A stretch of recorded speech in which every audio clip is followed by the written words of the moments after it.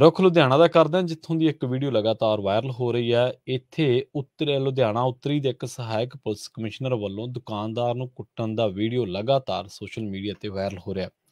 ਇਹ ਘਟਨਾ ਲੰਘੀ ਰਾਤ ਦੀ ਸਲੇਮ ਟਾਬਰੀ ਨੇੜੇ ਜੀਟੀ ਰੋਡ ਤੇ ਸ਼ਗਨ ਬੀਕਾਨੇਰ ਸਵੀਟਸ ਦੇ ਬਾਹਰ ਵਾਪਰੀ ਹੈ, ਜਿਸ ਦੇ ਵਿੱਚ ਏਸੀਪੀ ਮਨਿੰਦਰ ਬੇਦੀ ਦੁਕਾਨਦਾਰ ਨੂੰ ਡੰਡੇ ਦੇ ਨਾਲ ਕੁੱਟਦਾ ਦਿਖਾਈ ਦੇ ਰਿਹਾ, ਜਦਕਿ ਦੋ ਹੋਰ ਪੁਲਿਸ ਵਾਲੇ ਵੀ ਉਸ ਦੇ ਨੇੜੇ ਖਲੋਤੇ ਨੇ।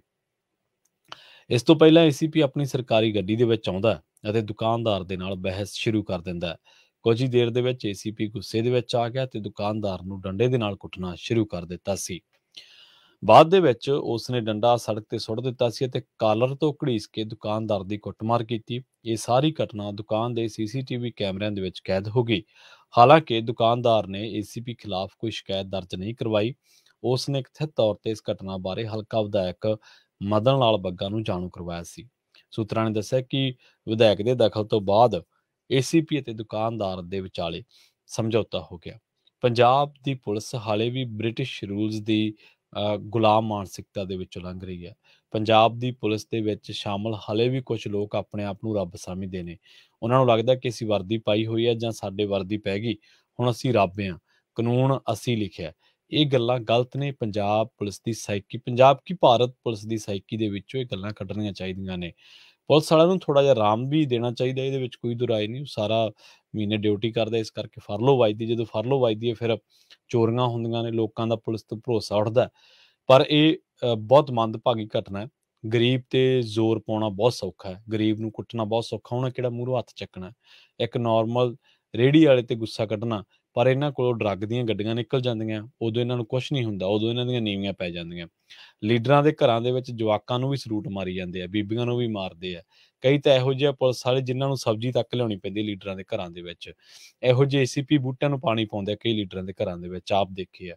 ਸੋ ਇਹ ਪੁਲਿਸੀਆ ਰਿਫਾਰਮਸ ਵੀ ਹੋਣੇ ਚਾਹੀਦੇ ਆ ਸਾਡੇ ਸਿਸਟਮ ਅੰਦਰ। ਅਸੀਂ ਪੰਜਾਬ ਦੀ ਪੁਲਿਸ ਅੱਜ ਤੋਂ ਹੀ ਨਹੀਂ, 80 ਦੇ ਦਹਾਕੇ ਤੋਂ ਹੀ ਲਗਾਤਾਰ ਸੁਰਖੀਆਂ ਦੇ ਵਿੱਚ ਰਹਿੰਦੀ ਹੈ ਤੇ ਬਹੁਤ ਵੱਡਾ ਘਾਣ ਪੰਜਾਬ ਦੀ ਜਵਾਨੀ ਦਾ ਪੰਜਾਬ ਪੁਲਿਸ ਨੇ ਕੀਤਾ, ਜਿਹਦੇ ਵਿੱਚ ਬਹੁਤ ਘਟੀਆ ਲੋਕਾਂ ਦੇ ਨਾਂ, ਜਿਹਦੇ ਨਾਂ ਲੈਣ ਤੋਂ ਆਪਾਂ ਗਰੇਜ਼ ਵੀ ਕਰਦੇ ਹਾਂ ਤੇ ਉਹਨਾਂ ਦੇ ਨਾਵਾਂ ਦੇ ਨਾਲ ਬਹੁਤ ਤਰ੍ਹਾਂ ਦੇ ਤਖੱਲਸ ਵੀ ਜੁੜਦੇ ਆ। ਪਰ ਇਹੋ ਜਿਹੀਆਂ ਘਟਨਾਵਾਂ ਆਮ ਹੈ। ਪੰਜਾਬ ਸਰਕਾਰ ਨੂੰ ਚਾਹੀਦਾ ਕਿ ਇਸ ਏਸੀਪੀ ਨੂੰ ਸਟਾਰ ਲਾ ਕੇ ਇਹਨੂੰ 10 ਦਿਨ ਘਰੇ ਬਿਠਾਇਆ ਜਾਵੇ, ਤਾਂ ਜੋ ਇਹਦੀ ਮੱਤ ਹੈ ਜਿਹੜੀ ਟਿਕਾਣੇ ਆਵੇ। ਜੇਕਰ ਮੰਨ ਲਓ ਝਗੜਾ ਵੀ ਹੋ ਗਿਆ, ਪਰ ਤੁਹਾਡਾ ਹੱਕ ਨਹੀਂ ਬਣਦਾ ਕਿਸੇ ਗਰੀਬ ਨੂੰ ਇਸ ਤਰ੍ਹਾਂ ਕਾਲਰ ਤੋਂ ਘੜੀਸਣ ਦਾ, ਕੁੱਟਣ ਦਾ। ਖੈਰ, ਆਪਾਂ ਅਗਲੀ ਖਬਰ ਦੇ ਵੱਲ ਵਧੀਏ। ਪ੍ਰਧਾਨ ਮੰਤਰੀ ਨਰਿੰਦਰ ਮੋਦੀ ਨੇ ਮਨ ਕੀ ਬਾਤ ਰੇਡੀਓ ਪ੍ਰੋਗਰਾਮ ਦੇ ਵਿੱਚ ਕਿਹਾ ਕਿ 28 ਸਤੰਬਰ ਨੂੰ ਸ਼ਹੀਦ ਭਗਤ ਸਿੰਘ ਦੇ ਜਨਮ ਦਿਨ ਮੌਕੇ ਚੰਡੀਗੜ੍ਹ ਹਵਾਈ ਅੱਡੇ ਦਾ ਨਾਮ ਸ਼ਹੀਦ ਭਗਤ ਸਿੰਘ ਦੇ ਨਾਂ ਤੇ ਰੱਖਿਆ ਜਾਵੇਗਾ। ਉਹਨਾਂ ਨੇ ਲੋਕਾਂ ਨੂੰ ਭਗਤ ਸਿੰਘ ਦਾ ਜਨਮ ਧੂਮਧਾਮ ਦੇ ਨਾਲ ਮਨਾਉਣ ਦੀ ਅਪੀਲ ਕੀਤੀ ਹੈ। ਮੋਦੀ ਨੇ ਸਾਬਕਾ ਭਾਰਤੀ ਜਨਸੰਘ ਦੇ ਆਗੂ ਦੀਨ ਦਿਆਲ ਉਪਾਧਿਆਏ ਨੂੰ ਵੀ ਸ਼ਰਧਾਂਜਲੀ ਦਿੱਤੀ ਹੈ ਤੇ ਉਹਨਾਂ ਦੀ ਅੱਜ ਜਨਮ ਵਰ੍ਹੇਗੰਢ ਸੀਗੀ। ਗੱਲ ਕਰਦੇ ਹਾਂ ਗੈਂਗਸਟਰ ਲਾਰੈਂਸ ਬਿਸ਼ਨੋਈ ਦੀ।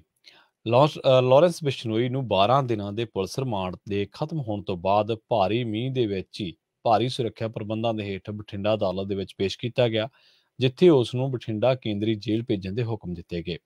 ਇਸ ਤੋਂ ਪਹਿਲਾਂ ਪੁਲਿਸ ਟੀਮ ਵੱਲੋਂ ਲਾਰੈਂਸ ਦੀ ਸਿਹਤ ਦੀ ਜਾਂਚ ਕਰਵਾਈ ਗਈ ਸੀ। ਸੁਣਵਾਈ ਤੋਂ ਬਾਅਦ ਪੁਲਿਸ ਲਾਰੈਂਸ ਬਿਸ਼ਨੋਈ ਨੂੰ ਥਾਣਾ ਕੈਂਟ ਲੈ ਕੇ ਆਈ ਅਤੇ ਇੱਥੋਂ ਬਾਅਦ ਦੇ ਵਿੱਚ ਉਸ ਨੂੰ ਕੇਂਦਰੀ ਜੇਲ੍ਹ ਭੇਜ ਦਿੱਤਾ ਗਿਆ ਸੀ। ਲਾਰੈਂਸ ਦੇ ਵਕੀਲ ਰਣਵੀਰ ਸਿੰਘ ਬੈਨੀਪਾਲ ਨੇ ਦੱਸਿਆ ਕਿ ਥਾਣਾ ਥਰਮਲ ਦੀ FIR 64 ਦੇ ਅਧੀਨ ਇੱਕ ਕੇਸ ਦੇ ਵਿੱਚ ਲਾਰੈਂਸ ਨੂੰ ਜਸਟਿਸ ਤਨਵੀ ਗੁਪਤਾ ਦੀ ਅਦਾਲਤ ਦੇ ਵਿੱਚ ਪੇਸ਼ ਕੀਤਾ ਗਿਆ। ਬੈਨੀਪਾਲ ਨੇ ਕਿਹਾ ਕਿ ਉਹਨਾਂ ਵੱਲੋਂ DGP ਜੇਲ੍ਹਾਂ, SSP ਬਠਿੰਡਾ ਤੇ ਜ਼ਿਲ੍ਹਾ ਸੁਪਰਡੈਂਟ ਨੂੰ ਮੇਲ ਕੀਤੀ ਗਈ ਹੈ ਕਿ ਸੁਰੱਖਿਆ ਪ੍ਰਬੰਧਾਂ ਦੇ ਮੱਦੇਨਜ਼ਰ ਲਾਰੈਂਸ ਨੂੰ ਮੁੜ ਤਿਹਾੜ ਜੇਲ੍ਹ ਭੇਜਿਆ ਜਾਵੇ।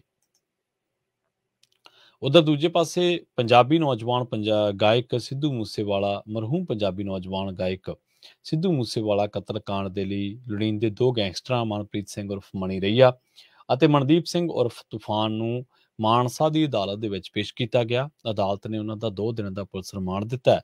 ਮਾਨਸਾ ਪੁਲਿਸ ਨੇ ਮੀਂਹ ਦੇ ਦੌਰਾਨ ਰਾਜਪੁਰਾ ਦੇ CIA ਇਲਾਕੇ ਤੋਂ ਮਾਨਸਾ ਲਿਆ ਕੇ CI ਥਾਣਾ ਤੋਂ ਮਾਨਸਾ ਲਿਆ ਕੇ ਮੁਲਜ਼ਮਾਂ ਦਾ ਸਿਵਲ ਹਸਪਤਾਲ ਦੇ ਵਿੱਚ ਡਾਕਟਰੀ ਮੁਆਇਨਾ ਕਰਵਾਇਆ। ਪੁਲਿਸ ਨੇ ਸਖਤ ਸੁਰੱਖਿਆ ਪ੍ਰਬੰਧਾਂ ਦੇ ਹੇਠ ਉਹਨਾਂ ਨੂੰ ਅਦਾਲਤ ਦੇ ਵਿੱਚ ਪੇਸ਼ ਕੀਤਾ। ਮਾਨਸਾ ਦੇ ਸੀਨੀਅਰ ਕਪਤਾਨ ਗੌਰਵ ਤੂਰਾ ਨੇ ਦੱਸਿਆ ਕਿ ਦੋਹਾਂ ਦਾ 26 ਸਤੰਬਰ ਤੱਕ ਦਾ ਰਿਮਾਂਡ ਲਿਆ ਗਿਆ। ਇਸੇ ਦੌਰਾਨ ਇਹਨਾਂ ਨੂੰ ਕਤਲ ਕਰਨ ਦੇ ਯਤਨਾਂ ਸੰਬੰਧੀ ਕਈ ਕਿਸਮ ਦੀ ਪੁੱਛਗਿੱਛ ਕਰਨੀ ਹਾਲੇ ਬਾਕੀ ਹੈ। ਮਾਨਸਾ ਪੁਲਿਸ ਨੂੰ ਸ਼ੱਕ ਹੈ ਕਿ ਇਹਨਾਂ ਦੋਹਾਂ ਦਾ ਸਿੱਧੂ ਮੂਸੇਵਾਲਾ ਕਤਲ ਦੇ ਵਿੱਚ ਹੱਥ ਹੋ ਸਕਦਾ ਹੈ। ਪੁਲਿਸ ਨੂੰ ਇਸ ਗੱਲ ਦਾ ਪਤਾ ਲੱਗਿਆ ਕਿ ਮੂਸੇਵਾਲਾ ਨੂੰ ਮਾਰਨ ਦੇ ਲਈ 29 ਮਈ ਤੋਂ ਪਹਿਲਾਂ ਕਈ ਕੋਸ਼ਿਸ਼ਾਂ ਇਹਨਾਂ ਨੇ ਕੀਤੀਆਂ ਸੀ। ਉਧਰ ਦੂਜੇ ਪਾਸੇ ਪੰਜਾਬੀ ਗਾਇਕ ਸਿੱਧੂ ਮੂਸੇਵਾਲਾ ਦੇ ਪਿਤਾ ਬਲਕੌਰ ਸਿੰਘ ਸਿੱਧੂ ਨੂੰ ਪੀਜੀਆਈ ਚੰਡੀਗੜ੍ਹ ਦੇ ਵਿੱਚੋਂ ਛੁੱਟੀ ਮਿਲ ਗਈ ਹੈ। 2 ਦਿਨ ਪਹਿਲਾਂ ਉਹਨਾਂ ਦੇ 3 ਸਟੰਟ ਪਏ ਸਨ। ਮੂਸੇਵਾਲਾ ਦੇ ਤਾਇਆ ਚਮਕੌਰ ਸਿੰਘ ਸਿੱਧੂ ਨੇ ਦੱਸਿਆ ਕਿ ਉਹਨਾਂ ਦੇ ਭਰਾ ਬਲਕੌਰ ਸਿੰਘ ਸਿੱਧੂ ਜੋ ਪਿਛਲੇ ਕਈ ਦਿਨਾਂ ਤੋਂ ਪੀਜੀਆਈ ਚੰਡੀਗੜ੍ਹ ਦੇ ਵਿੱਚ ਜ਼ੇਰੇ ਇਲਾਜ ਸਨ, ਉਹਨਾਂ ਨੂੰ ਸਿਹਤਯਾਬ ਹੋਣ ਤੋਂ ਬਾਅਦ ਛੁੱਟੀ ਦੇ ਦਿੱਤੀ ਗਈ ਹੈ।